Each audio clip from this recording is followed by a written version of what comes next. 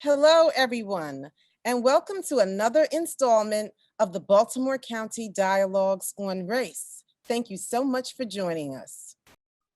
This is our fourth installment in a series of discussions on race relations in Baltimore County, made possible through a collaboration between the Baltimore County Public Library and the Baltimore Office of Equity and Diversity. After looking at policing, voting, and health disparities, tonight we turn our attention to the topic of inequities in education. Systemic policies, practices, and stereotypes negatively impact students of color and their chances to achieve educational success. In 2014, the high school graduation rate for white students was 87%. According to the National Center for Education Statistics. For Black students, the rate was 73%. Test scores show a similar racial gap. Hispanics lag behind other groups in obtaining a four-year degree. As of 2014, among Hispanics ages 25 to 29, just 15% of Hispanics have a bachelor's degree or higher. By comparison, among the same age group, about 41% of whites have a bachelor's degree or higher, as do 22% of Blacks and 63% of Asians.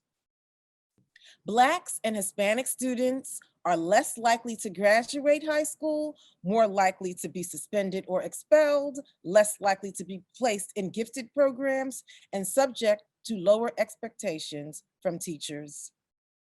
How can we break systemic patterns between race, class, and achievement?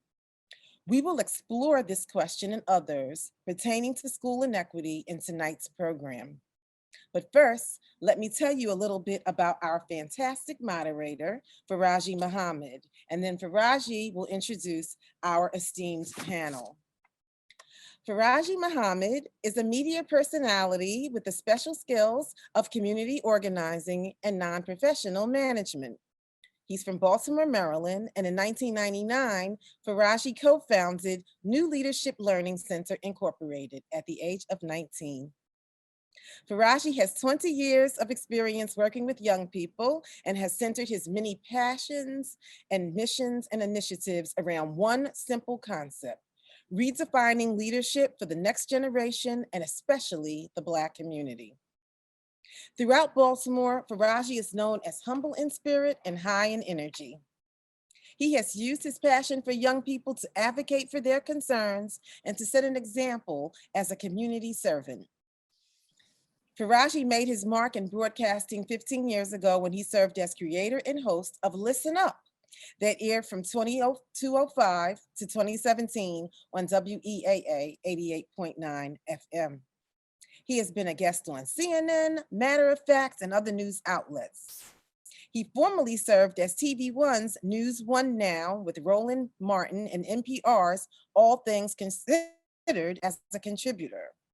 He has interviewed some of Black America's most notable voices, including Kathy Hughes, Tamika Mallory, Jeff Johnson, Tavis Smiley, and Stedman Graham, to name a few. And currently, Farajii is the host of the Associated Press award-winning daily news and cultural show For the Culture that airs on Public Radio 88.9 WEAA FM, Morgan State University Radio. And on For the Culture, Farajii has discussed many topical issues from politics and education to health and Black arts and culture. Welcome, my friend Farajii Muhammad. Thank you so much, Brenda. I truly, truly appreciate it. And I'm very, very happy to be back here with the team of the Baltimore County Public Library system. And again, we thank all of you for tuning in tonight. I'm very excited as well about the opportunity to have this conversation about equity in education, especially at a point like this, at a time like this, when COVID-19 has really reshaped and redefined the educational landscape.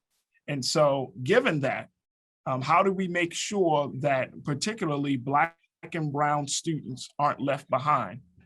There have been studies that shown that there are a number of factors where Black and brown students specifically can be as behind us from 3 to 6 months. And in the academic school year, that is a world of difference. That makes a huge, huge difference. So tonight, my hope is that we can look at this situation, have some conversations about this situation, and most importantly, find some resolutions and some things that we can implement locally to kind of shift the conversation, or more importantly, turn the page on what happens next. So again, thank you all for tuning in tonight. I want to first acknowledge our wonderful, wonderful panelists, those individuals who we're going to be talking to this evening to give us some insight about how to deal with inequity in education. First up, I would like to welcome Stephanie Cooper.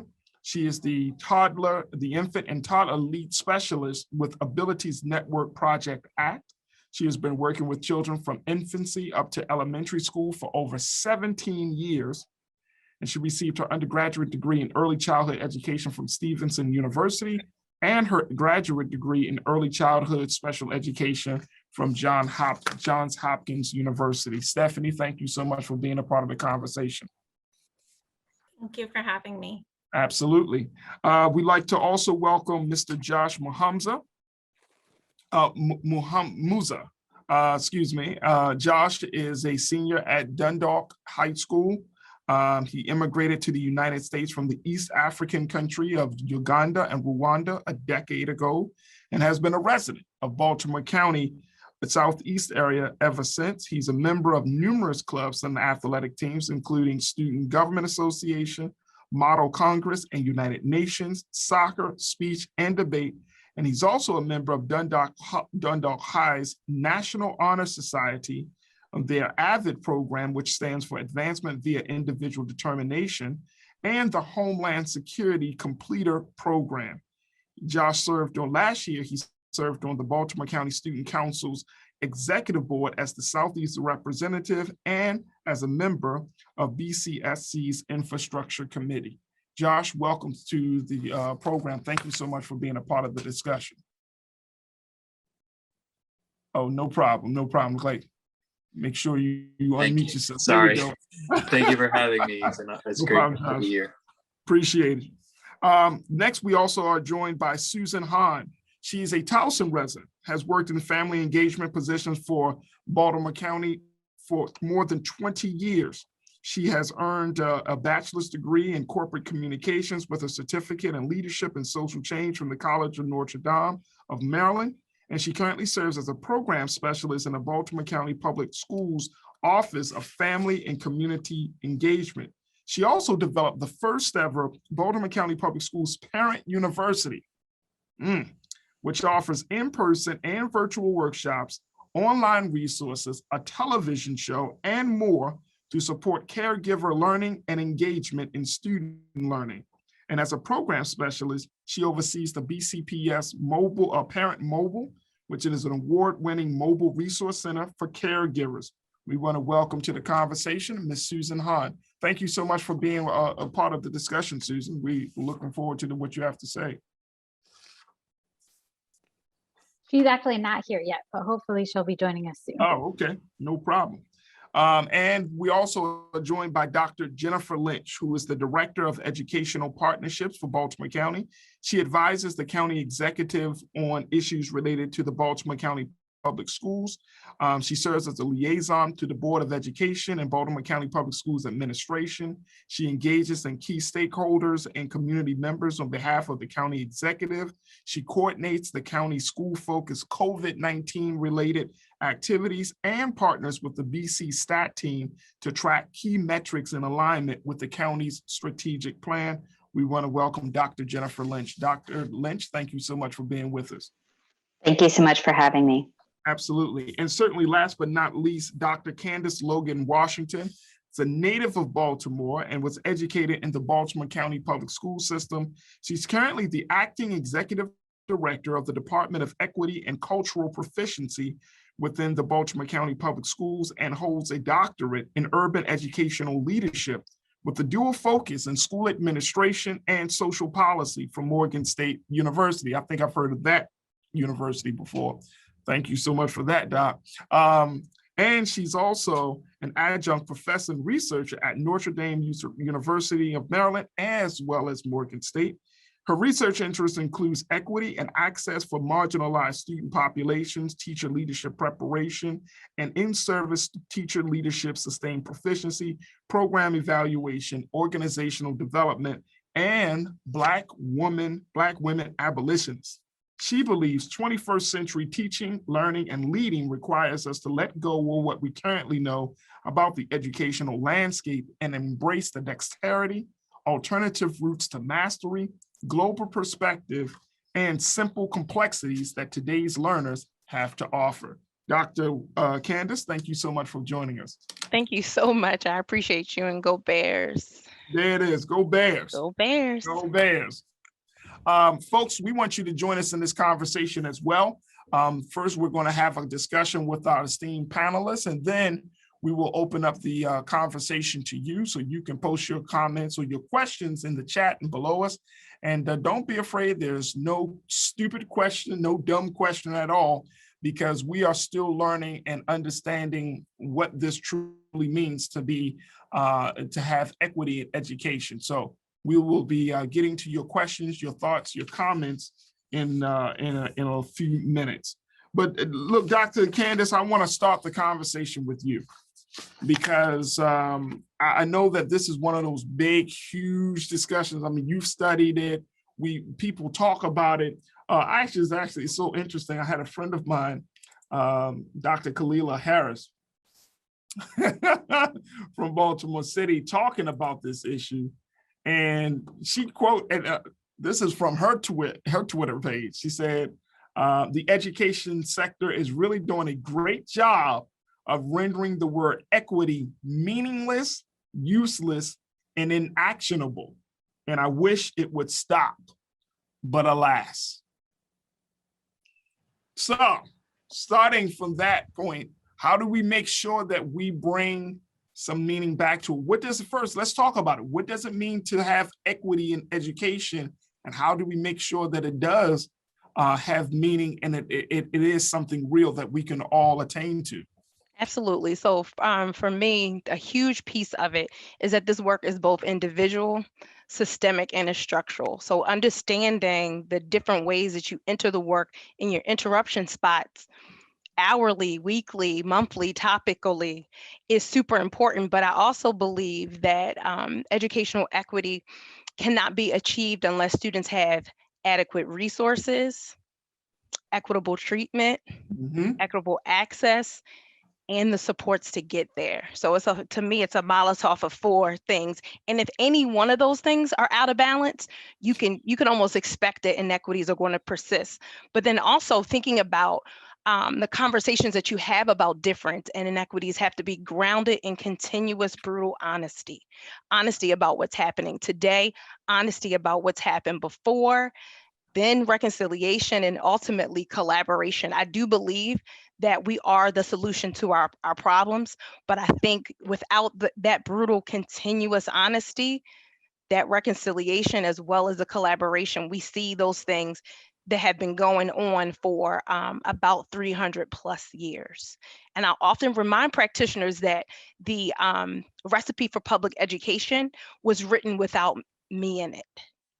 And really trying to grappled with that, like, okay, you get a pair of pants and you buy your size and then you try to put them on and there's three leg spots. You only got 2 legs, so something's missing. So really trying to think about and think wholeheartedly about what this is. And, even as a classroom teacher, which is again, some of my proudest moments, you get your badge in the classroom. I would say, like, every day I step into this building, I am interrupting something for my students who were predominantly Black, brown, and socioeconomically disadvantaged. I'm trying to interrupt something that people don't believe can happen. And that's why in July, I was exhausted, because you're fighting against a system. I was always swimming upstream because the children that were before me that I was supposed to be serving, the structure wasn't created for them. So that's why So- you were tired. No, I get it. I totally get it. But I want to, if you can, to just tell us those 4 pieces again, because I think that's a great starting point for this. Absolutely. So when you're thinking about structures and systems, you will always look at the resources that are allocated. You want to look at, so resources, treatment, access, and support. What does that look like? And if any of those things are inequitable, the scale's going to fall. Any one of those things. You can't have a 3. Oh, we got 3 out of 4. You got to have all 4 for children to succeed. Absolutely. I appreciate you for giving that. And I want to take this conversation to you, Dr. Lynch. Let's talk a little bit about, if we're looking at equity in education, that is a huge, and I think what Dr. Candice said was absolutely important. Certain people weren't in Black students, brown students, Latino students, we weren't included in the conversation when this whole thing was laid out. Now we're in a different space. We make up, Black students here in Baltimore, and I'm sure as well as the county, make up a huge number of the amount of students in the school districts, right? And so with that being said, how do we start the process of shifting from not thinking about somebody to thinking about somebody, and then being equitable in that thought? And I'll, Dr. Jennifer, I'll, have you respond to that. Yeah, I think that's I think you have a great question. I don't think it's easy to make that shift. And I think, one of the things that we really need to start thinking about is how are we interrupting structures, systems, thinking, and doing something different. And I actually think that in this time of COVID, there's a great opportunity, because we've been challenged to push ourselves into different ways of teaching and learning than we've ever experienced before. And so I think that presents opportunities. It also presents challenges, but I think we have to start really centering all of our policies, all of our systems in equity. And so it has to be the forefront of every single conversation that we have. And I think, to Dr. Logan Washington's point, the way things have always been done can no longer be done, and yet we don't know any other way to do it. And that really is in of itself the challenge. And so there's always this slide to the familiar, because this is the way education, has always felt comfortable. It's what we know, it's what must be, because it worked for a particular subset of people, but not all students. And so how do we start to interrupt that, to say, we need to create brand new systems that serve all students? That's very uncomfortable and difficult. And we have to be able to sit in that discomfort in order to move forward. And that means that we're going to have to make hard decisions. That means that we're going to have to interrupt things that have felt familiar and comfortable for many for a long time in order for us to be able to move forward. Absolutely. Absolutely. Stephanie, I'd like to bring you into this part of the conversation. Because you're working with small children. You've done that work for many, many years. And then at the same time, you're studying the process of a child going through the system. When we're talking about starting that place, I've always heard, especially when you're talking about great movements, civil rights movement, any major mass movement of people, social justice movement, people have always said that if you really want to change the system, you got to start with the babies. You got to teach the babies some new things. What do we need to teach the babies at this point as it relates to equity, and making sure that they are growing up in a place that sees them for who they are?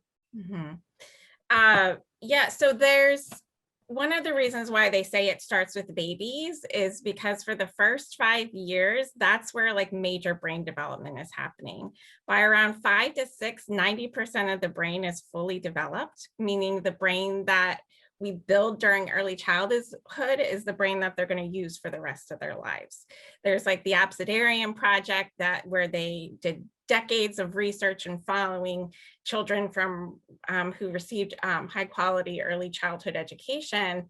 And they proved that 40, 50 years later, there's still so much impact. And so I think when there's inequities in early childhood education, they last a lifetime. And if Black and Brown children aren't receiving equitable early childhood education, that's setting them up for the disparities that they face and the compounding of the disparities that they continue to face throughout their education system. And so one way that is really important that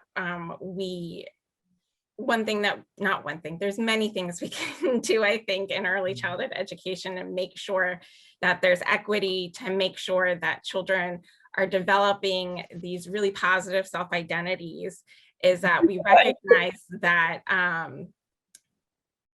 race development and understanding race starts at infancy. There's research that shows that bias begins in 6 months for infants. By about 3 to 4, children are already understanding societal messages about their skin color, about other people's skin color and culture. And by about 5 or 6, they're already implementing some of their biases with who they play with and all of those kind of things. And so the discussion about race and about how we're the same, about how we're different, Hold on, Hannah, moment. and using accurate and respectful language, materials, imagery, all of that kind of stuff has to happen like at infancy. And I think that that's something that educators can do, but also thinking about the systems piece is that there has to be, and going kind of back to what Candice was saying about the access to equitable curriculum and standards and all of those kind of things have to happen for all children, and it's just not in early childhood education. And I can speak specifically about Baltimore County. There's quite a bit of inequities that we're continuing to see, and not just for the children, but for the adults too. About 40% of early childhood educators are Black women. However, what we see, and this is more of like a statewide statistic, is that about half of early childhood educators receive public assistance. 86% make less than $15 an hour, and about 15% receive employer healthcare support. So we're also seeing this like compounding effect from the systems that are supporting the educators and the educators that are then supporting these little ones. So I think there's lots of equities. Stephanie, you opening up a whole new can here right now, because I mean, that's a whole different conversation about, I would say, with educators. My wife is an educator, and so, you know, within the Baltimore city. And so, you know, I know about the ongoing challenges and disparities outside of the classroom that can affect an educator's performance and view. That will, of course, naturally be communicated to the students. So, you know, I can't get too far into the conversation, but it's sad. It's heartbreaking because, you know, I believe that there are certain professions, and I will use that word, but I believe that being an educator of any type, whether it's special needs or small or early childhood, it's a calling. It's a calling. Everybody can't do it. You know, some people say, oh, I'm gonna just do it for this first year. And you don't know what you're stepping into. You don't understand the dynamics of it. You don't understand the impact of it. So there are so much more there than just a paycheck.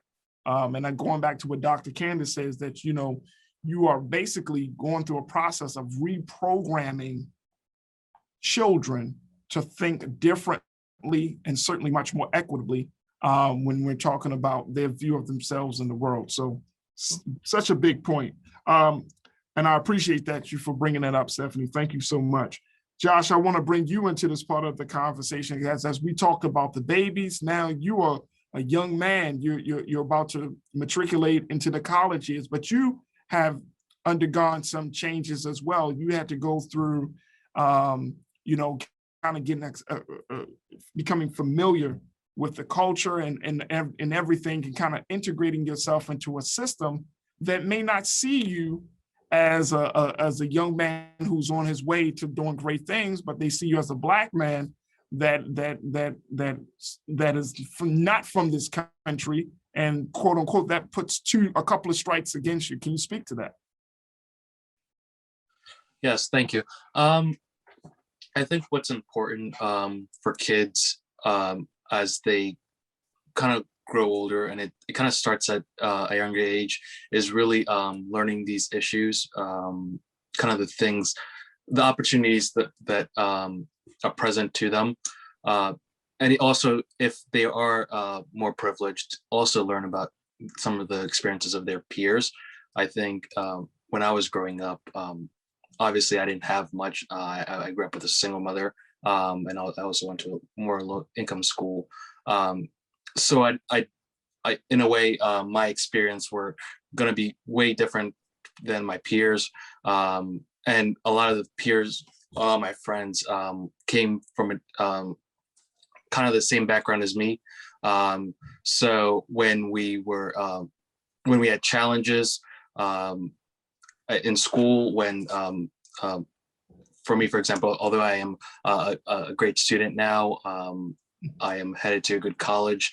I've been afforded with great opportunities. Earlier on, I did have challenges with behavior, with classwork, certain courses I was a bit behind. So my teachers didn't really understand that or how to help me. My peers did, so we were able to communicate, but obviously kids cannot do as much. So we fell into this hole where we were like, okay, school, maybe we should not participate as much in school, or we're not going to, some of my peers would say, I hate this teacher, I'm not going to attend this class, or some stuff like that. So we were stuck in this bubble with me and my peers, but other peers excelled in schools. In school, they had access to better opportunities. So they didn't really understand us. So there were gaps in interactions with students. And so we obviously knew who were, in a way, we kind of knew who were going to be more successful in school and who weren't pretty early on. And it was very rare that a student who did not have that much opportunities to excel as well, or to address some of the challenges they're facing, because obviously it's not their fault. It's just what's happening at home, etc. So there's a few things with that. What I've learned is you have to start early on. I know you guys were talking about how we teach kids not to have these biases, but I also teach kids to learn about the experience of other kids, their friends, they're not even their friends, just students in their classroom. So that means having more conversations, learning about what's happening at home. My experience is obviously going to be different from other kids. So that allows me to learn more about my peers. So I don't have these prejudices.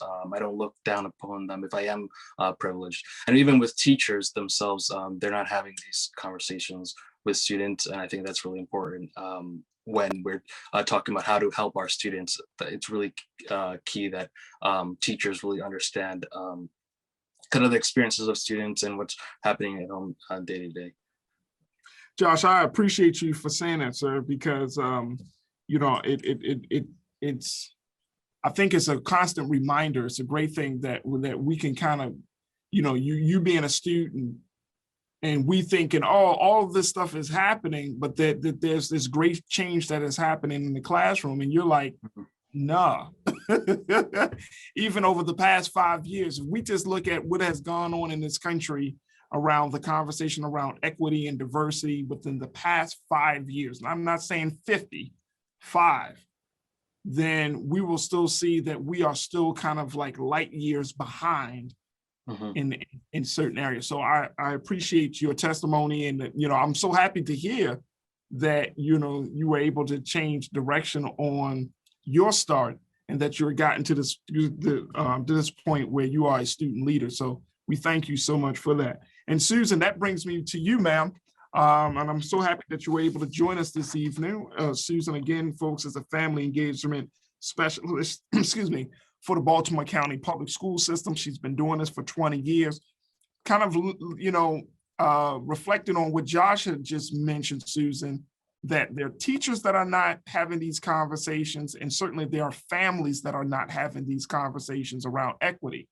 And so if that's not happening, if it's not happening in the home and it's not happening in the classroom, then the conversation around equity is just like hanging out there. I mean, we're having it on this platform and in this setting, but the foundation on understanding and seeing and most importantly, being a part of an equitable educational environment is still missing. So talk to us about how do we have that? How do you reconcile the fact that you got families and classrooms that are still not even involved in the conversation when the rest of the world is trying to have the discussion? So for me, myself, I can speak about as Josh talked about himself as changing directions as a leader, the same is my own truth. And I am thankful for that and owe that to Baltimore County Public Schools for the equity training that I have received for over the last 8 years. And so I take the training that I've received and I try to be an interrupter, and I try to be someone who views what we're doing through the equitable lens. And so with my training and my background and my support from Dr. Logan Washington and many other of my coworkers in the system, I am able to build the family engagement program through looking through the equitable lens. And then I also realized that in public education, we have to offer an equitable education to all children. And so as a parent myself and grandparent, when I'm advocating for my own children, I also am keeping in mind that I have to be advocating for all the children in the public school system. So I have to keep in mind the needs of all those children. And so one way I'm trying to do this work in a different way is partnering with Dr. Logan Washington in our equitable office. And then I work with the PTA boards, and we base a lot of what we do on the national PTA standards, which is research on family engagement. Mm-hmm. And so we are building presentations on how do we look at those standards through the equity lens, and what does that look like? And so the very first workshop might start with the history of a community. And I know Dr. Lynch has done a lot in her community in Catonsville on just learning about the history in the community, and then also making sure that the demographic of our school and our community, we are seeing that whole demographic at our PTA events, at our school events, and that everyone's feeling welcomed. And if we're not seeing what our school is made up of, what do we have to do to change that? What does that look like when we look through the equitable lens? And how do we make everyone feel welcome in our school and a part of our school and have a voice? That's the biggest part. The most important part is everyone feels like they have a voice in our school, because our school doesn't belong to the principals. It belongs to the community. And so it's the voice of the community that should be driving our schools and what's going on in that school. And so you'll find in a lot of the Baltimore County schools, there is that conversation going on. And it might be the school furthest north in our county that's doing a great job of bringing the equitable conversation in, bringing books in that our students are reading and starting the conversation. And that right there, Susan, when I think about, you talked about the strategy that Dr. Lynch implements of, looking at the history of her community, Catonsville, you know what I mean? Like Maryland has a very colorful, racist, segregated, in some cases, like the history here in this state is very, it can be eye-opening for a lot of people. Yes. And I'm wondering to myself, okay, if we start to look at that history, and we start to uncover, the bones in the closets. Bob, are you still there? Yeah, I'm still here. Okay, fine. My camera just went. I'm sorry. No problem. Go ahead, So sorry. if we start uncovering the bones in the closet and start opening that box, Pandora's box, you know, are people really ready for that? Are families ready for it? Are students ready for it? Because it's a lot more comfortable for folks to hold on to those old ways, their biases, those old school beliefs, for lack of a better word, versus trying to push themselves into this new way. Are we really ready for that? Is the school system ready for that? First off, the students are definitely ready. I feel like Baltimore County Public Schools is very much ready. And we've been working on this for over 8 years. And so I feel blessed to have had that training and to be learning the history. And so when I talk to people in the system, in my family, in the community, I ask them, I think that's where we have to start, is with the history. Honestly, we need to start with the history, because how can we understand if we don't? And so I feel like, yeah, to answer your question, I feel like Baltimore County is ahead of the game in a sense. The work's always going to have to happen because people come and go. And so the training continues, and all of our growth will always have to continue. So we have to be lifelong learners when it comes to this subject, and open to ideas and acceptance. And some people who have taken the training, maybe they're not there yet. We're all in different places. Some of us are more into it to others, but we do have the conversation, and in meetings, you will see the conversation started. We will make sure everyone from all demographics is included in planning. So there's a lot going on within Baltimore County. It might not be fast, but it's happening. Dr. Lynch, I want to get your thoughts on that same question. I mean, you know, are folks really ready to open up that box?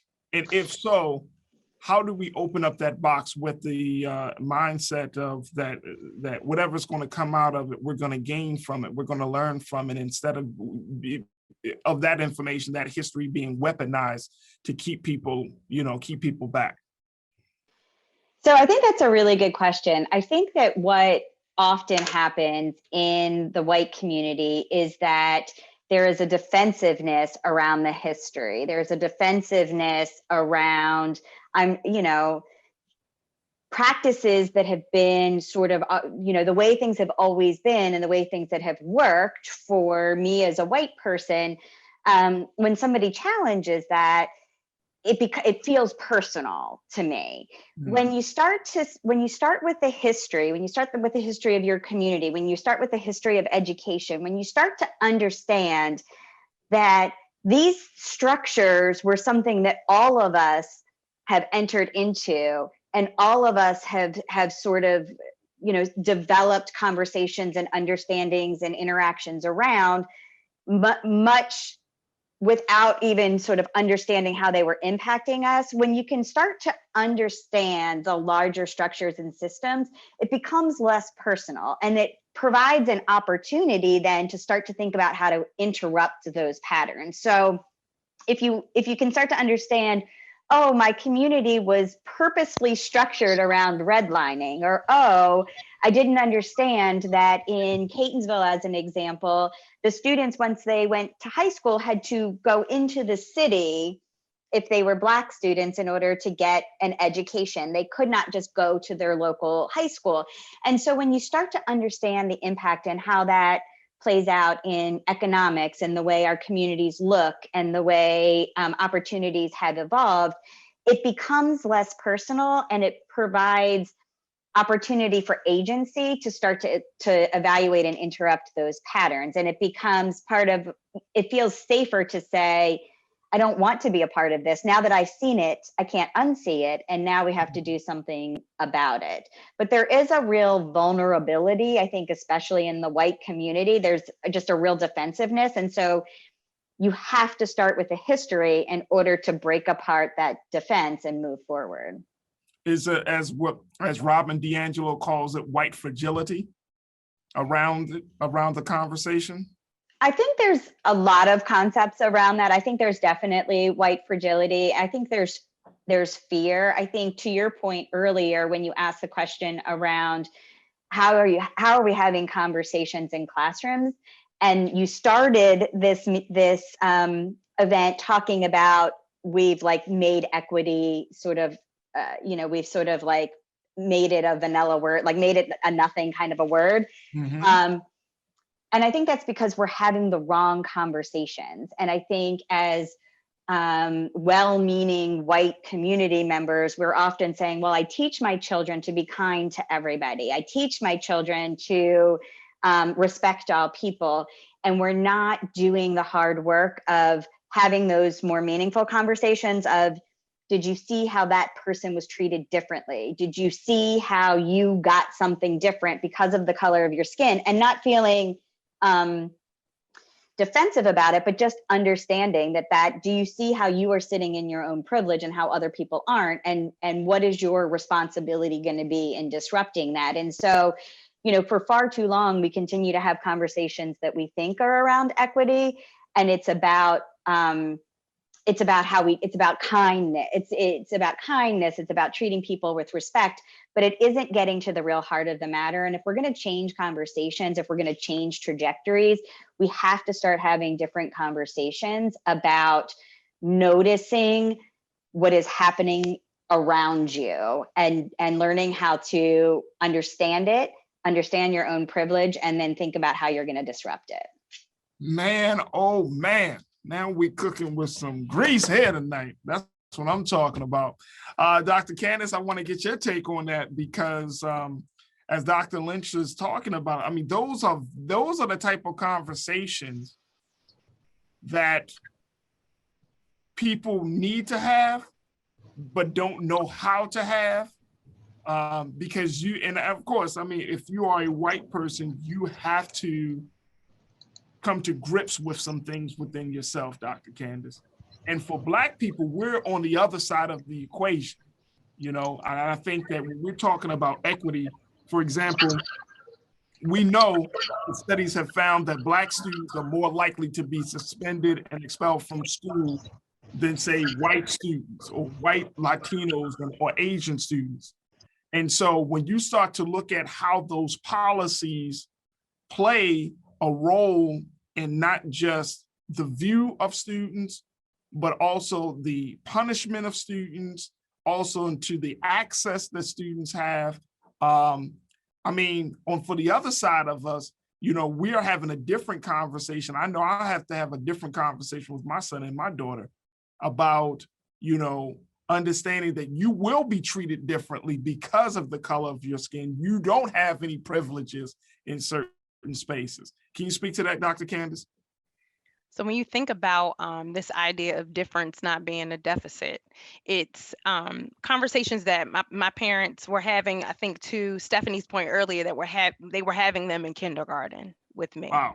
So understanding very clearly, who I was, and, to kind of take out a page, and a professor that I have a good relationship with, my mother would ask me every day, how did they treat you? In the proverbial day, she was talking about, how do white people treat you today? Because I need to know, because as a Black parent, I have to equip you not only with the academic skills that you need, but also some survival skills, because white supremacy runs rampant. Like that's a thing. Like, we're gonna have to name that, as a part of the conversation. And I think when you think about having children in schools, parents provide us with their very best. It is our responsibility as a school system, as a body collective of caring citizens, as well as teachers, to make sure that we nurture the potential of all children. Public education is the biggest contemporary issue of our time. Yeah. And I'm gonna say it again. Public education is the biggest contemporary issue of our time. Who has access to it, what you can get from it, who the system worked for, who the system has not worked for. We have to, again, have those real brutally honest conversations about, it's because of school that I'm able to do something, not despite my schooling, I was able to do something. And we see students year after year that deal with this dilemma of difference in behavior, in access to academics, with just the ways that they're treated. access to student organizations. When you look across sports, sports for the most part is predominantly white students who play sports in school districts. So even things as small as interscholastic sports, we got to look at the differences and the variance and outcomes and ask questions to our graduates, ask questions to our fifth graders, ask questions to our first graders about the difference between last year and this year. And what did you learn? I had the type of parent that if you said she was gifted, she has to be gifted, meaning she has to excel more than one school year at the end of this year. And you got to prove it to me on paper. I had that parent in Baltimore County Public Schools. So the ways that we provide students with different opportunities and give them some feedback. I had a principal that always, I got student feedback because I taught an advanced course. My students provided me feedback. I learned this week. I didn't learn this week. And what does that mean for their future? Let me ask you though, so you talk about those questions. What questions should parents be asking their school administrator to determine the level of equity within their school? Absolutely. I would ask the questions. Are we talking about the trial of Derek Chauvin in school? Are y'all gonna talk about the trial of Derek Chauvin, or is this gonna be the George Floyd trial? A dead person can't go on trial. So how is this is Derek Chauvin's trial, not the person that was dead. Like, are you asking those questions about what are you learning about contemporary America? Or are we going to shut our books and continue unit by unit and not talk about the moments that we're in? And you talked about, I was listening today, I'm like, we got Breonna Taylor, Ahmaud Arbery, George Floyd, Corinne Gaines, Freddie Gray, Philando Castile, and that's all in the last 4 to 5 years. Right. So are we having those conversations, and can I call my administrator and say like, hey, how are we dealing with what's happening right now with our kids? Yeah. We have a compounding education debt in underserved, marginalized Black and Brown communities and Indigenous communities that we got to reckon with it. And as a parent, how am I asking those questions to ensure that my child is getting a complete story and not a single story? I had that parent that asked the question to me, to my teachers, all of those pieces, but being able as administrators and people working in schools, myself included, to be able to give an answer to that. What ways are we supporting our children in this exact moment that we're going through right now, where they're watching carnage to underserved communities by way of COVID, by way of police brutality, by way of education debt? All of these different things are happening all at the same time. And to Dr. Lynch's point, we're in a pivotal moment where we're going to have to reckon with that. But to everyone else's point, the entry point is the conversation. We got to start having those hard conversations and not worrying about, my mom would always say, like, I know, I'm coming to school today. And you might experience what I said to that teacher, that administrator tomorrow. So I need you to be prepared for that. But being able to have that tough work happen. And I wanted to add to Candice real quickly that it's very important that the white parents be asking those questions too. It may even be more effective, but because white people have to really continue this conversation to, I feel like, get to the point. We have to talk to each other and to our Black friends about this and not be afraid. But I feel like it's a big responsibility for white parents to be asking that question in the school, and not just the minority parents to be asking that question. And we have the whole Asian conversation going on right now too. Right. And some minority groups are not comfortable asking questions and speaking up at school. And so it brings it more back to the white voice who doesn't have trouble normally speaking out and advocating. So we need to also be checking with our administrators. What are we talking about in school? And I would like to throw in just real quick, Candice, Doc, I think that we need to include the January 6th Capitol riots into that same mix, simply because we know that if it was Black Lives Matter running up on the Capitol, the conversation about security and everything else would have been a different conversation. It would have been carnage. So we can't, so as we talking about the privilege that Dr. Lynch talked about, we got to put that in perspective. It's like you had thousands of white men majority white men running up on a federal property, busting into a window. The seat of democracy. The seat We of gotta name it. democracy. We gotta name it. It's the seat of The democracy. seat of democracy. And with really, I mean, they got over 300 cases of 300 arrests, but at the same time, it really was a situation where it's like a slap on the wrist compared to what would have happened. So just throwing it out there about that piece. But I also want to just to bring up the point that in having these conversations about equity and power, it's important that I think that white communities, white educators do it with an understanding that if you are talking from a place of privilege and power, you can't dictate how somebody express themselves in protest to that power. Case in point, the U.S. We were talking about the Olympics this evening, and they had came out with some documents on telling the athletes, U.S. athletes and world athletes, that if you want to protest anything or use this platform to protest, here's what you can and cannot do. And my point is, the protest, you can't dictate protest, otherwise you diminish the point of the protest. Well, and I think that we just have to be honest that there is no acceptable protest in Black America. I mean, I think that you just have to sort of like lay it on the table. If you can't kneel quietly, if that's not an acceptable protest, I mean, I think that you sort of have to name that protest by definition is something that is outside of a boundary in some way.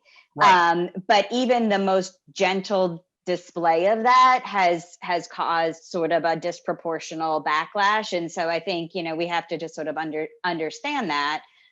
And I think to your earlier point about it's not easy as a white person to sit in a place of privilege and to balance how do you use that power and privilege to support change without also using your power and privilege to inadvertently quiet or disengage voices that you're actually trying to empower. And so part of the conversation has to be not how our white parents speaking up on behalf of, but how our white parents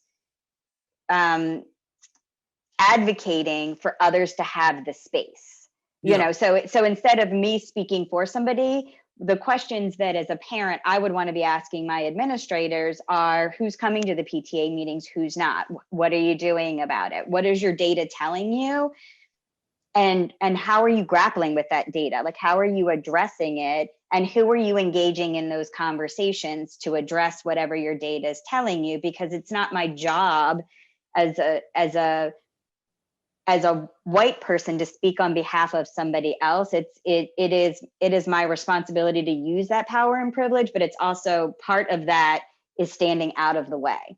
Yeah. And I think that's a really difficult balance for a lot of well-meaning white people to understand. And honestly, people don't often get it right because it's a very difficult concept. And so I want to bring Stephanie Cooper back into this because, again, going back to the babies, in terms of there are all these ongoing overlapping issues. But Stephanie, what do you recommend as the best course of action to get other early childhood educators to be more culturally responsive, to create culturally responsive learning environments? I did want to add a little bit of piece to the discussion that we have been having about the protests and things like that. I think absolutely. It's really important to normalize resistance. And I think that wait a minute, I don't want nobody. I know what you mean. I know what you mean. But I want to make sure that our watchers and our listeners are sure. What do you mean by normalizing resistance? And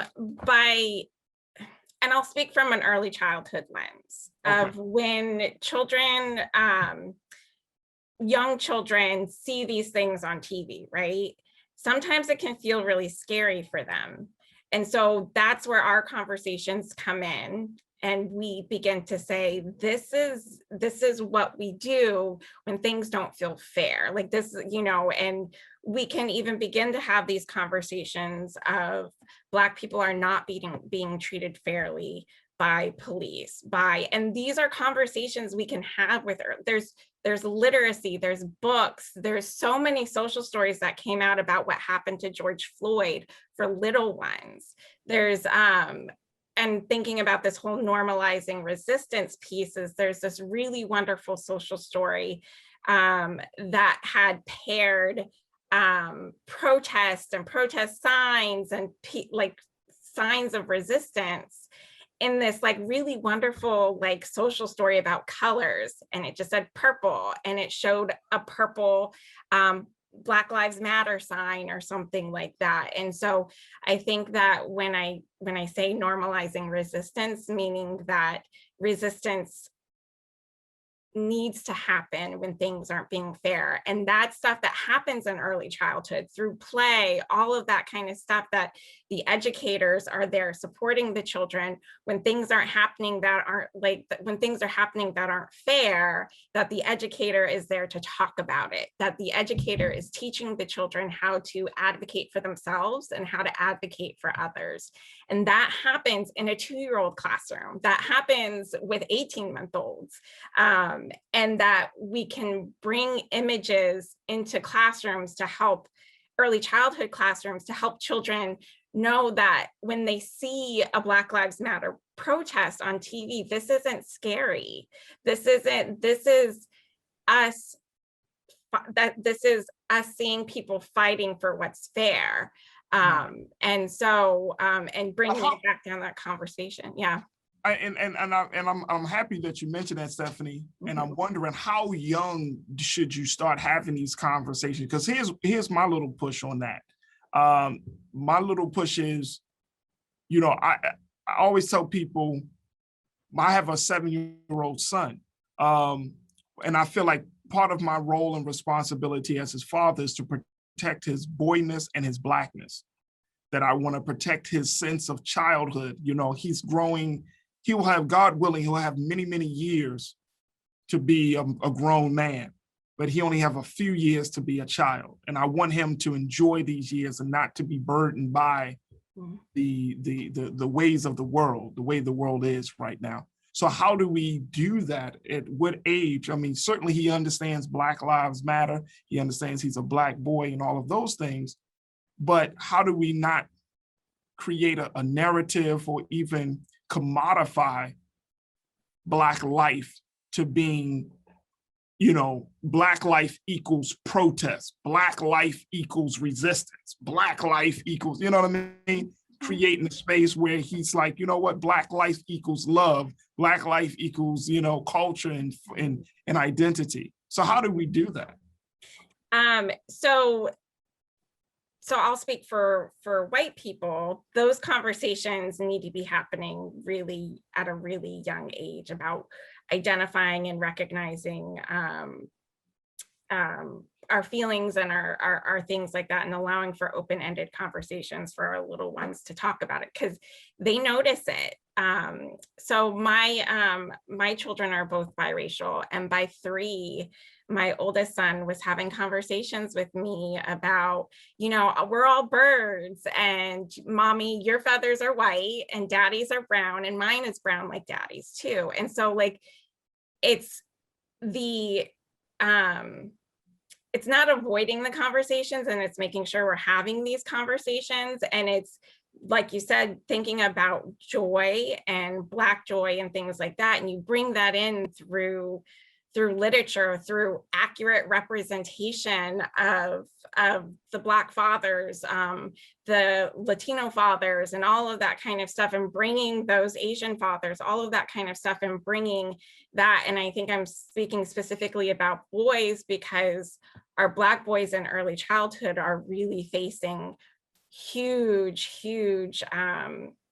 disparities in how they're treated through discipline, our expectations, all of those kind of things. And so I think that the accurate, respectful representation of people is really important. And it's even like one of our favorite books in our houses called Gross Greg. And it's about this little Black boy who picks his nose, and like, so it's like bringing joy and like, and identifying how we're the same and how we're different. And so in our household, we've done a little bit of both, of making things developmentally appropriate. When the George Floyd shooting happened, we talked to our older son about it. And then our younger son, we read some literature around, I think the literature was It Happened on My Street. And then what happens from that is that you have to allow play in early childhood, because play is therapy for children. And so when we're having these big discussions about things that aren't easy conversations, about resistance or things like that, that we then follow up with play for them to allow them to play it out, to explore it. And then we play with them and we find joy in the play that we have with them through these things. And so the conversations, I think, need to happen. Like I said, by 6 months old, babies are already developing biases. We're talking about skin color. We're talking about joy and all of that kind of, and happiness and everything like that, that happens for everybody. But we're also making sure that there's literature to help us with these conversations and things like that. Thank you for that. We appreciate that, Stephanie. Really Josh? quick, I got two points though to Okay. that though, because silence is a message. So for children, Yep. silence is a message, and avoiding is a privilege. And then our children Silence. really Wait a can't. minute, Doc. You said silence is a message. Avoiding is a privilege. Avoiding is a privilege. Okay. And children really can't wait another day because racism has a body count.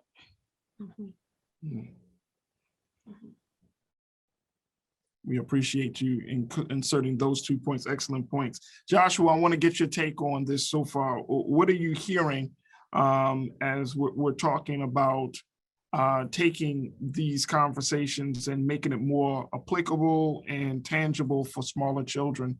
As you've gone through your years in school and getting into another phase of your life, you know, what do you recommend that parents and particularly these students do to hold on to something as they're going through those early childhood years into their middle school and then high school years?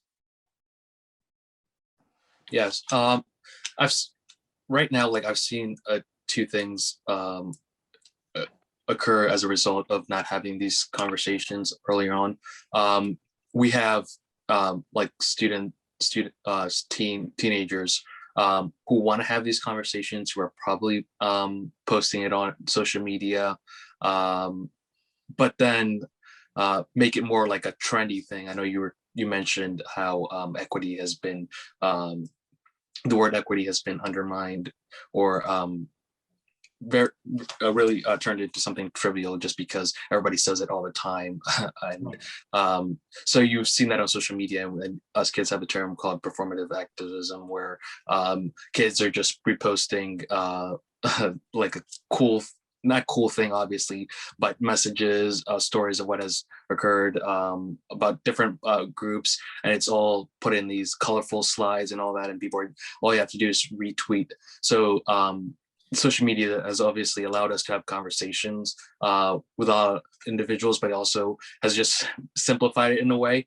And also there's those kids who are on social media who probably come from backgrounds that they don't have friends or family members or know anybody of another race, ethnicity, etc. So they might have a prejudice or not know they have a prejudice just because of not knowing certain individuals. And it's funny, like 2 weeks ago, I was at a student conference, and the topic was on equity. And this kid asks, why are you guys using equity instead now instead of equality? So he thought equity is the new equality, and he didn't understand the difference. So and that's also what I was talking about, how we've turned this into a trendy thing, it is really not allowed us to have these serious conversations, really understand some of the real issues like Dr. Candice Logan was talking about in the beginning of when there's no access to resources, et cetera, then that's a real concern. So that's not the conversation that's occurring right now.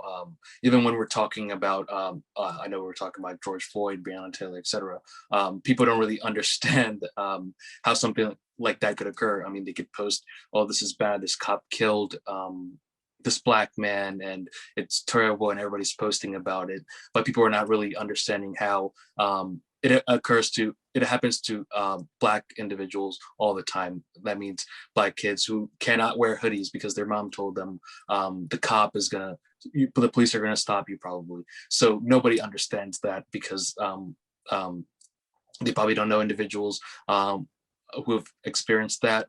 They probably haven't had these conversations in school and even at home, like Miss Stephanie Cooper was talking about the conversations that are needed. So we really, really, really need to have these conversations at a young, early age, because like I mentioned, we can have people who are ignorant of certain groups and people who pretend like they know, but are really just posting for a trend. Absolutely. I would wholeheartedly agree. And Joshua, I appreciate that. You're absolutely right.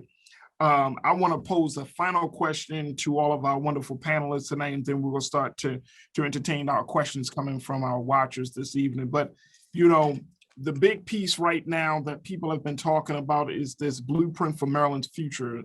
That policy that everybody is saying, hey, this, nobody is calling it a panacea, but everybody is acting as if it is a panacea policy for equity and diversity and all things good that could potentially happen in education. The only thing that is not a panacea is the cost.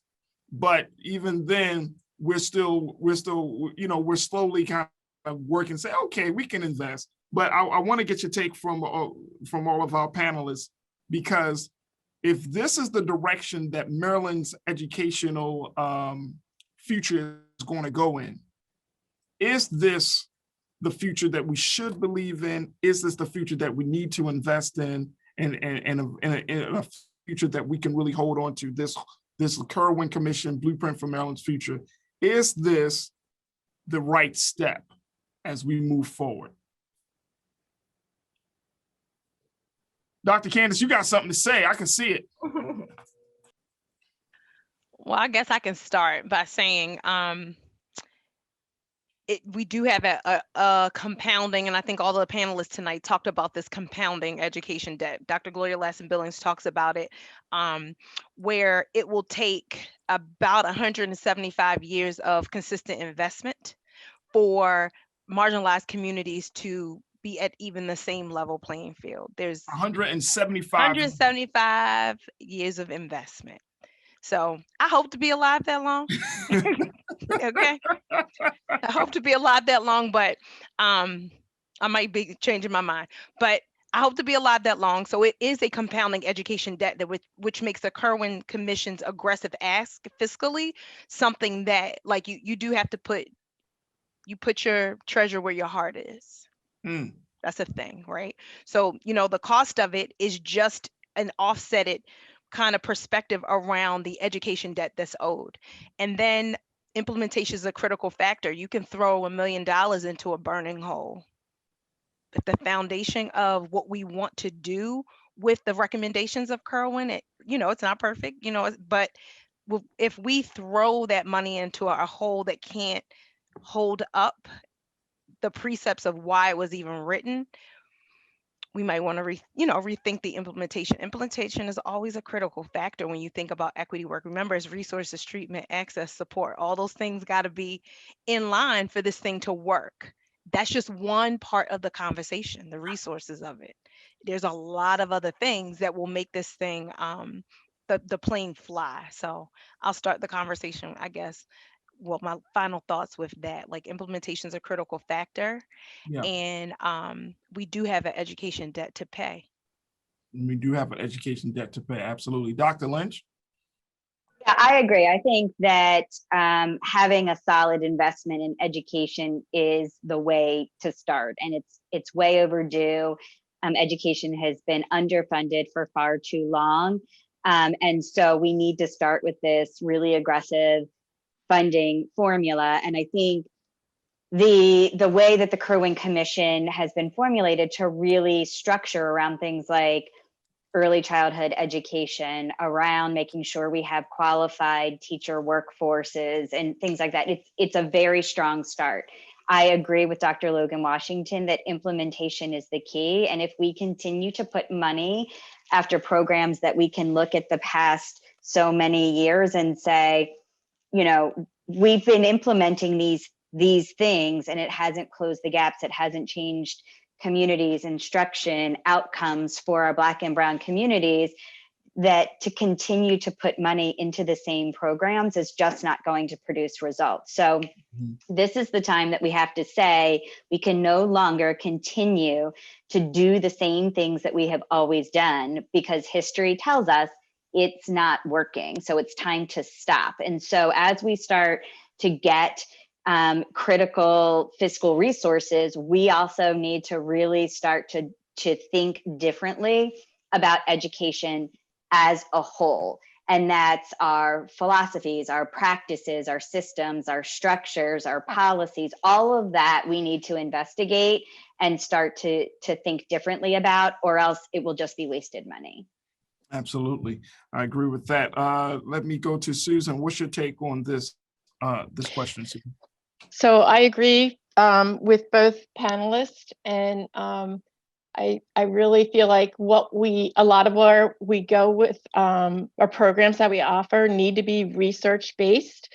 And so I'll give you an example of many of our LEAs in Maryland are working with building community schools. And so Baltimore City has a lot of community schools. Baltimore County, a few. And they're going to grow, but the community schools are based on research and the implementation. They have support for the schools that become community schools. They're for the whole family and the whole community. And I feel like that's a program that we can watch over the years and say, yes, this is making a difference, or no, it isn't making a difference. And so I was in a call with the gentleman. Community schools is like a program, national program. And he was saying he was jealous of Maryland because we are able to do this across our state with the funding that we have. So he was jealous because we were able to, in PG County, in Baltimore City, in Baltimore County, we're able to begin building these community schools in our districts. And so that's a positive way of spending the money because it's based on programs that are effective, have been proven effective. And so I agree with Candice too. We can't throw the money into a burning hole. And so let's make sure that we are appropriately spending these funds. Absolutely. Stephanie? Yeah, so the Kerwin Commission, like Dr. Lynch was saying, has quite a bit of money and investment in the early childhood section. And one of the biggest things that they want to do is do universal pre-K, which I think one hits, when Candice was talking about the 4 pieces, it might hit access, but I don't know if it will hit all the pieces. Maryland State Department of Education, I think, has been winding up and gearing up for this to happen. And some of the things they've been doing is creating a kindergarten readiness assessment, creating different curriculums, and making sure that early childhood educators are using these certain curriculums. I think where the problem lies is that many of these assessments and standards and curriculums are really just still very aligned with our white culture view of education, and we're pushing that on early childhood educators. I'll give you an example for the kindergarten readiness assessment. There's huge disparities for children with disabilities, for English language learners, and for children who receive government support. But one thing that we don't talk about are the huge disparities of race. And to me, if we're having a 20% disparity in kindergarten readiness, demonstrating kindergarten readiness between African-American children and white children, that doesn't say that the disparity lies within the children, that says the disparity lies within the assessment. And so if we're going to continue to use this assessment as a way to fund and use some of this Kerwin money, that what's going to continue to happen is we're going to continue this system that was made for white children and not made for Black and brown children. So my worry is that we're moving in a direction that continues to force Black children, Black and brown children, Black and brown families to be agents to this like white culture system, rather than the flexibility that's really needed in using more culturally responsive practices, providing funding to pay teachers, especially in early education, when 40% of the workforce are Black and brown women, that we're using that money to really pay them. And I know this is like a dirty word in education, but trust our educators to do the work, rather than giving this very prescribed curriculum that aligns very much with white standards. And so that's kind of my point on I think where we need to go with the Kerwin Commission money. I appreciate that, Stephanie. I want to, now pose some questions from our watchers and folks. If you, for the final few moments of tonight's conversation, we want to encourage you to post your questions in the Q&A portion of our Zoom chat here. Let's go to Rachel. And Rachel, I think this question will go to you, Susan, because Rachel was saying, quote, "You keep saying that Baltimore County Public Schools is doing the work, but until last spring with George Floyd, I had not been provided any opportunity to engage in this work. I have been an employee for 17 years. Nothing has been done at my school until last spring, and most of that was me pushing for something. What is Baltimore County Public Schools doing to ensure that these conversations are actually happening in the schools, especially in schools with white males as principals that don't really understand their privilege?" First off, let me say good for you for pushing for it. And second off, this really is a question for Candice, because she can talk about the professional development throughout our system. That question might Putting be it on you, Candice. No, Yeah, it's so, fine. okay, so let me throw that back. Absolutely, I got it. I can run the ball. So for the last 8 years, we have offered professional learning opportunities around racial equity in particular, each month, sometimes twice a month. Sometimes I feel like I'm used to facilitate at least 16 times a month if I had 20 days at work. But you can find those development opportunities on our new homepage under staff and scroll down to professional learning. The only thing, based on the ransomware attack, you can only see the professional learning opportunities 2 weeks out at a time. But every staff member is able to attend training because of asynchronous learning. We tend to have our training for staff on Wednesdays when our students are not physically in the building, based on in-person hybrid learning and our return to schools and reopening. But equity training is open to every staff member. So just keep checking that. I know we have offerings right now that are up there. You can take a look, click the link on our website. But over the last 8 years or so, we've trained and professionally developed at least 4,000 employees. So we have been actively moving. We are small but mighty team. There's only 5 people, including our support staff. Actually, we all train. We all provide technical assistance and consultations to schools who want to do equity work. So we have a standard foundational training battery that we offer, and some follow-up sessions, which, as a practitioner, you can spend at least 16 weeks in training. And the things that we offer, just to give you the foundation for the conversation, but also ask your administrator. So I know that we have equity liaisons in each teams. We have equity teams in each school. So ask the questions, even as a staff member, ask the questions about how's the work moving here? What does the work look like in my building? Who are the student groups that we are centering? So ask those questions as a staff member. You're entitled to that, but you're also entitled to professional learning, and that you can find on our website. And you have you can find me. Send me an email. No problem. Awesome. Phyllis posed a question. She said, "Hi, I'm a white woman and parent at a Baltimore County Public School elementary school whose student body is very diverse, 30% African American, 30% Hispanic, 30% white, 10% Asian. However, Our PTA is not. Board, volunteers, and general membership is mostly white. I became PTA president this year in hopes of changing that. We have tried different things and made some progress, but much less and much slower than I had hoped. What would you advise as next steps? And is it naive to think that building a diverse, representative community of engaged parents will help address the achievement gap at school, maybe even necessary? She also asks, we haven't touched on staff diversity yet, but the lack of it at my children's school, whose student bodies are diverse racially, seems like a barrier to achieving equity in those schools. What is Baltimore County Public Schools doing to increase diversity among faculty? Thank you so much, Phyllis, for your questions. Dr. Candice, do you want to answer that, or do you want to? Do you want the PTA part? I got the rest of it. So I'll let you go. And then you can, come to me. Fantastic. So with the PTA part, I think you're right in believing that it's going to take time. And feel free to call me and our office and we will work with you. We can maybe in the fall start some of that conversation through the national PTA standards and offer workshops and presentations.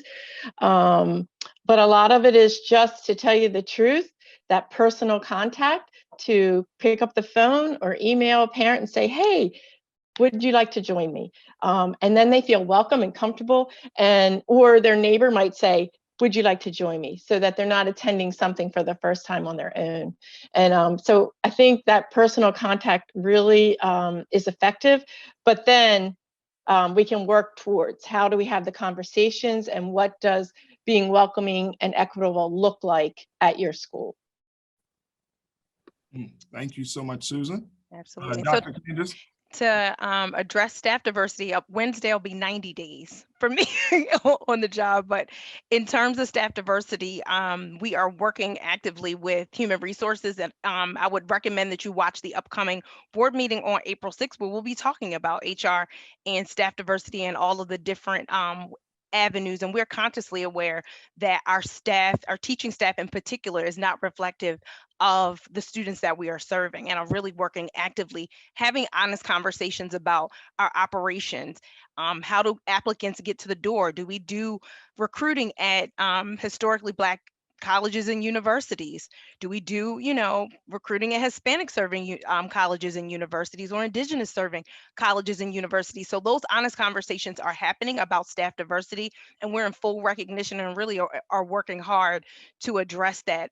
But if you couple with it with a pandemic and a national teacher shortage, that the Wall Street Journal, I think 2 Decembers in a row, reported in their economics and jobs report that we are in a national teacher shortage. So we are contending with those problems superimposed with a greater issue around getting people in the classroom. Teaching, this is a shameless plug, it's the best profession on the planet. Please become a teacher.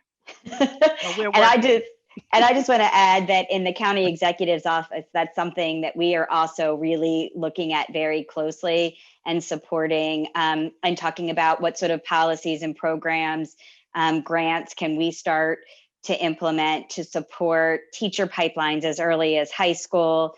How are we supporting structures that bring teachers from historically Black colleges to Baltimore County Public Schools? How are we helping develop paraeducators and supporting the strong work of BCPS schools? How can our government systems support that work and extend that work into the community as well? Absolutely. Dr. Lynch, I think this next question could be asked to you. This is from Anita. She said, I attended a Board of Education meeting on Tuesday, and I saw a chart from the reentry update that showed that a large percentage of Black students are not returning to school since the reopening. What is Baltimore County Public Schools doing to get them back into school? She also said that the Baltimore County Public School curriculum needs to be updated. What is being done to bring the history books up to date, and how long will it take?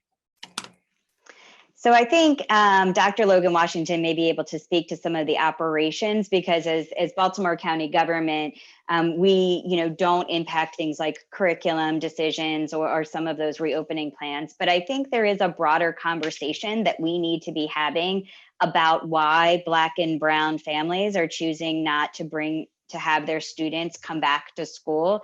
And there's a lot of studies. I don't know, I think there's a lot of conversations that we still need to have to explore it further, because I think the next conversation has to be, what are the reasons that students are not coming back, and what are we doing to address those reasons? So some of the early studies have shown that there's concerns about safety, there's concerns about bullying, there's concerns about racism. Students are learning better on their own pathways at home, and they're feeling more safe.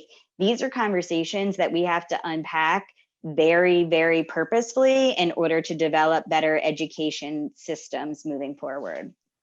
And I think to add, the choice to return to schools is a personal family choice. We got to always front load that students, families, and communities actually get to make the decision around how they re-enter school. So it's kind of like a baseline to, what are we doing? But when we think about our outreach efforts, our principals and school communities have been super busy getting the word out, just as they got emergency responses into the communities when the pandemic hit.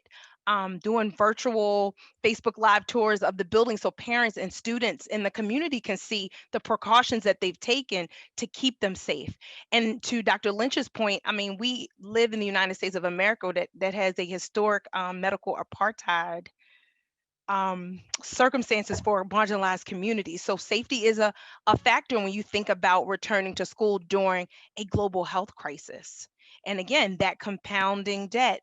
And if you think about certain areas of our school district, at moments in the pandemic, 1 in 5 people in that zip code had coronavirus. Where some areas that were not as Black and brown, that wasn't a reality. So you got to think about the realities in the season that some zip codes, some communities, and some families have gone through around the pandemic. Mm-hmm. But it is, again, I'm going to always say families, students, and communities actually get the right to choose. And we as a school system have to support their choice and provide them the very best, regardless of what that choice is, because we love our kids. Absolutely. The other questions, we have 2 questions left. One is from the Birth to 5 BCPL programs. What can parents do to advocate for the abolishment of standardized tests, both state and tests like the SAT, which is tied to parent income? Any takers on that question? To abolish standardized tests? Joshua, you say yes.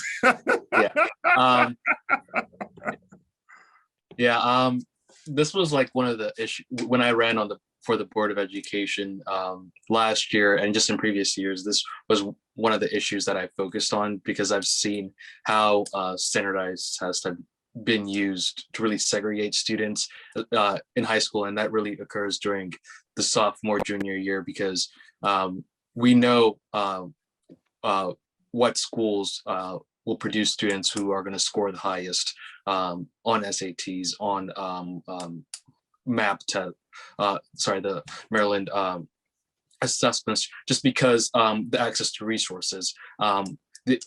At College Board, the ones who make the SATs, they promote study guides, they promote books, which cost over like $50, $100. So they're promoting these resources that they know that are vital for students to succeed in these tests, whether it's SATs or APs. So it's been marketed for years, and we have seen that those who score the highest are those with more affluent parents, those parents who have invested in tutoring, etc.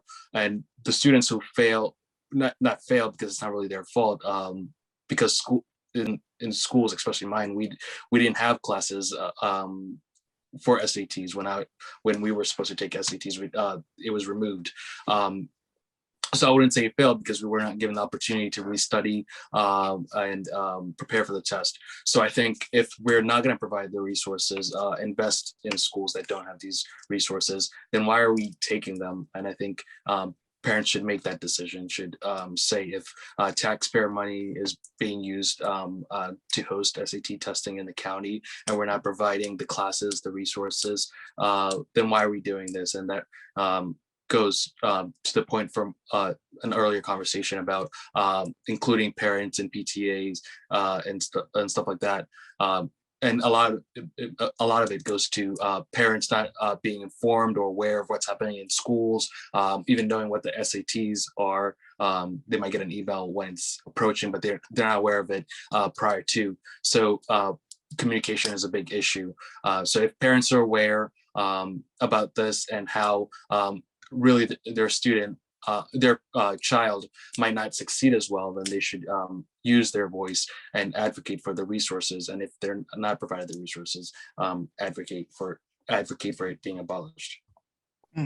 Awesome. I also want to add that parents need to understand like what Baltimore County Public Schools, what's within our abilities to change. And so then where do we advocate other places? For example, the county council. That's someplace we can go and our voices can be heard about budget, about building houses in our community, and our schools are already overcrowded, about having services for our Hispanic families. There's not enough services in Baltimore County to help those families adjust to their new communities. So those are ways that families and parents' voices can be a little bit louder, maybe. Absolutely. Absolutely. Our final question tonight for our wonderful panelists is, can we define equitable lens? It's two questions from about what is equitable lens? I could define it. I can define it for you.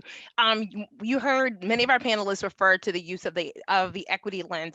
And when you think about using the equity lens, it's a decision-making model that ensures that you're not exacerbating an inequity that already exists. And I can give you a couple questions. I always use 5. So the first one is, who is being impacted by the decision, policy, curricular selection, or practice that I'm about to engage in? The second one is, does this decision, policy, or curriculum ignore existing disparities or produce unintended consequences? The third is, have I obtained alternative perspectives? A lot of times as a practitioner and educator, I am making decisions about people and communities that I sometimes don't belong to. So have I asked someone from that community, what about this decision? What about this curricular selection? And then the fourth question I always ask myself, have I worked to remove the barriers instructionally, environmentally, and financially? And then the fifth question is, if I can't remove the barriers, what is my plan to mitigate the impact of my decision?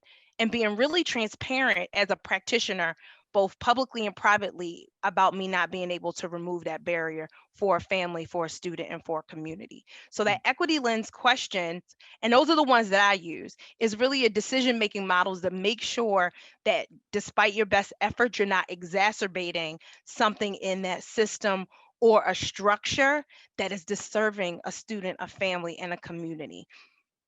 So that's my best, effort towards that for you. We're getting feedback, Dr. Candice, that was some good. That was a good breakdown. So thank you so much for that.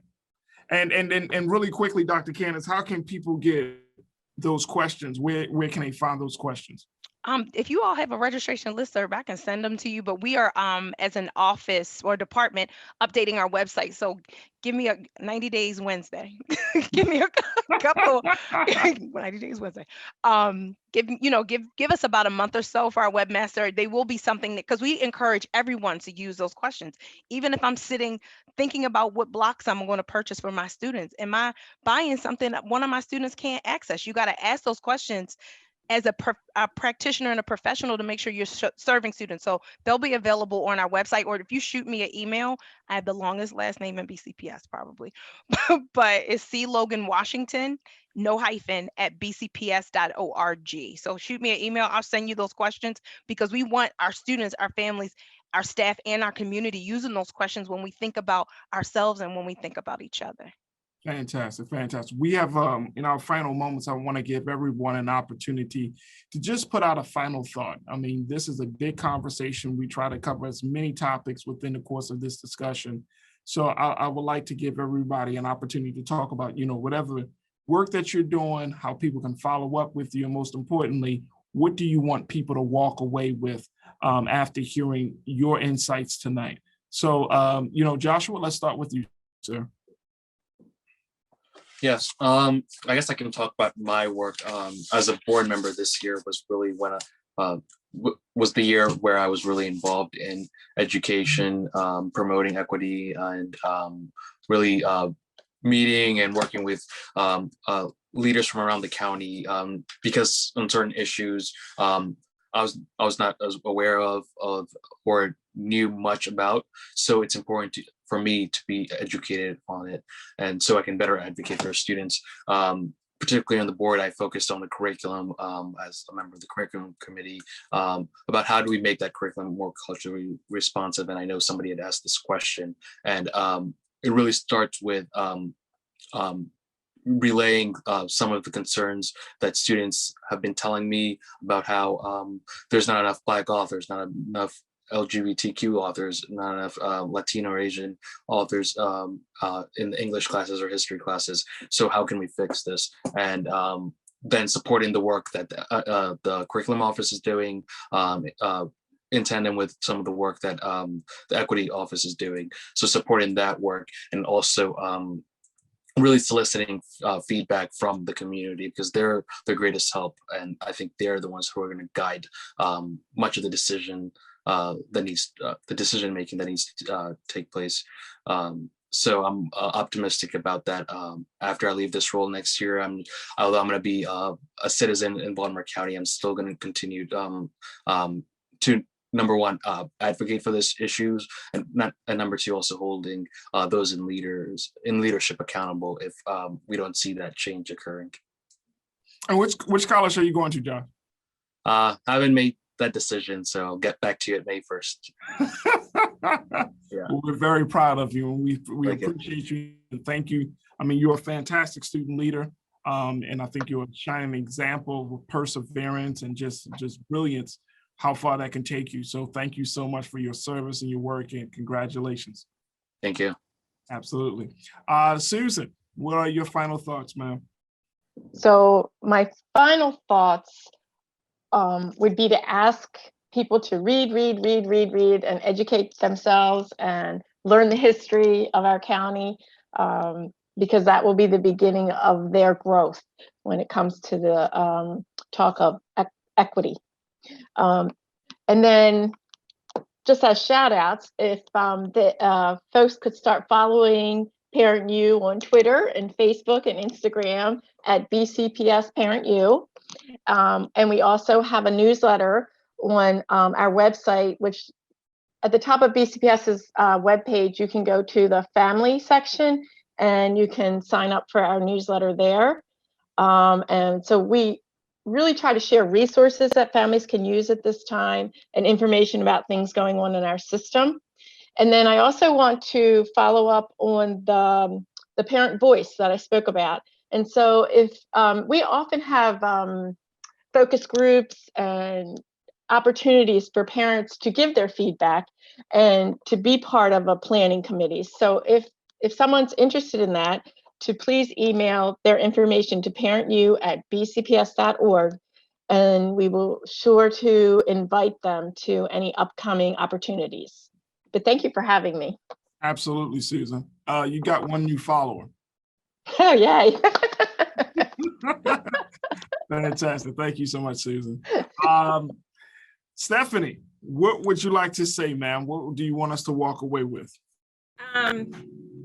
I think something that's been pressing on my mind, because I just watched it today, there's a video of police officers being called to a school on a 5-year-old. And there was lots of disrespect and just not developmentally appropriate ways to handle the child that was it was a 5-year-old, and I currently have a 5-year-old in my home, and so that was. You're speaking of the Baltimore City police officer? No, it's Montgomery County. Montgomery County. Yeah. And so as a mother, that was really hard to watch.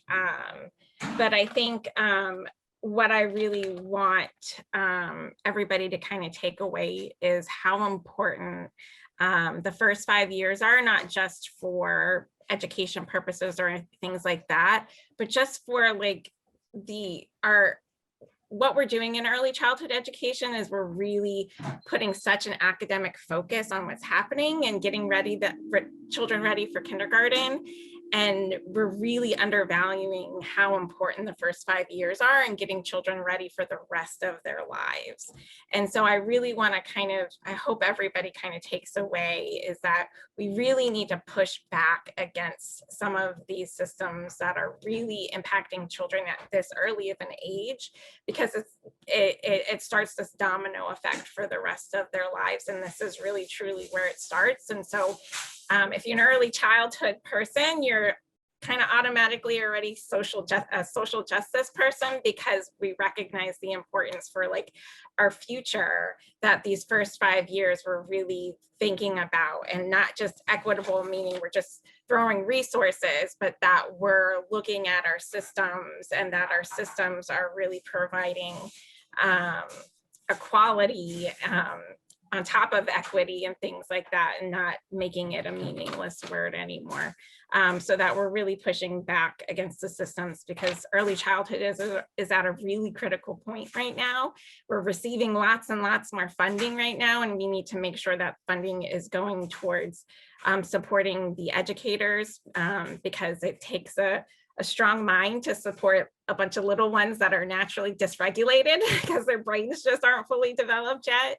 And when they're basically brain developers. So we really need to support the early childhood education educators. And then we really need to kind of push back against the implicit bias that's occurring in early childhood education and causing lots of big issues for our Black and Brown children, already starting off at higher rates of expulsions. That's that preschool to prison pipeline that we're seeing. When there's super high rates of expulsion, disciplinary actions are not respectful, aren't done in a fair way often. And so I think that the advocacy and the pushback is going to be really important. So anyone wants to join me, I'm always advocating and going places to talk about this. So if anyone wants to join me, I'll put my email in the chat. So. Stephanie, thank you so much. We can definitely, one of our watchers said that we can feel your heart through your voice.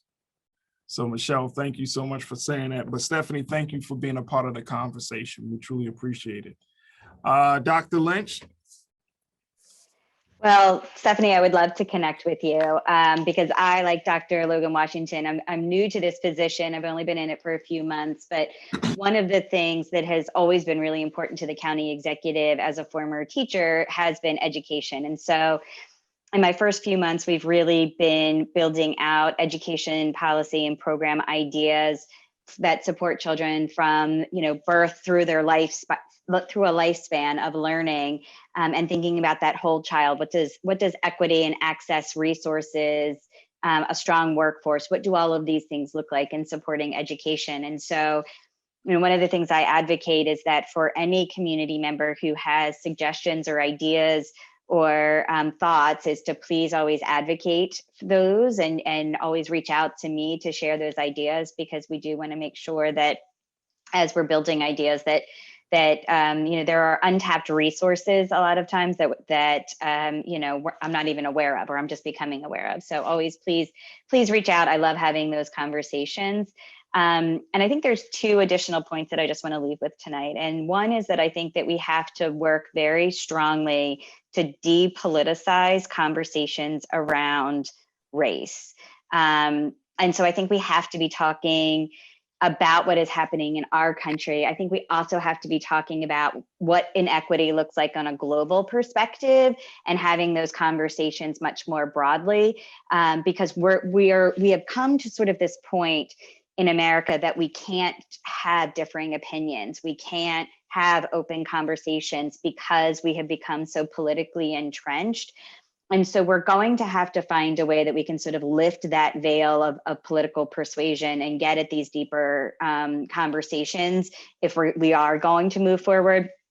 And I think the second is sort of a plea to white community members is to sit in the discomfort and to engage even when you're not sure if it's the right thing. I think it has always been a traditional standpoint in many white communities that it would be impolite to discuss inequity or race, or it would you might say the wrong thing, or you might be perceived a particular way. And so it's very uncomfortable in many white communities to start to engage in these conversations. But that's where the strength comes, is by taking that first step and acknowledging that it's going to be a learning process. A toddler doesn't get up and run in the first day. A toddler stumbles and stands and takes a couple more steps and learns a few more things with every try.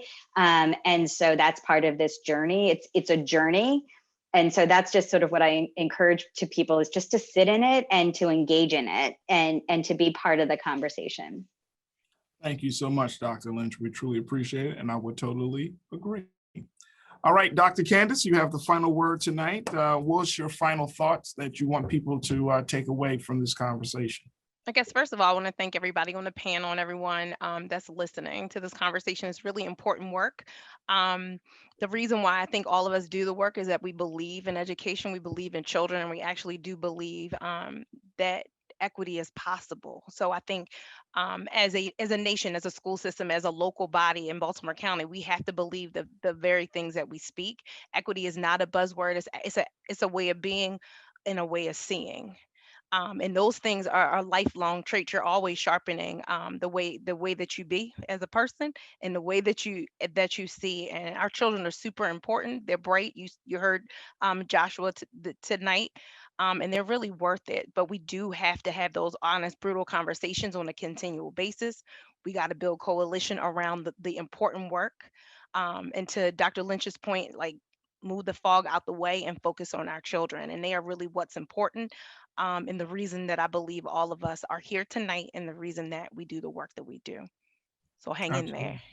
Thank you so much, Dr. Candice, Logan, Washington. Thank you so much.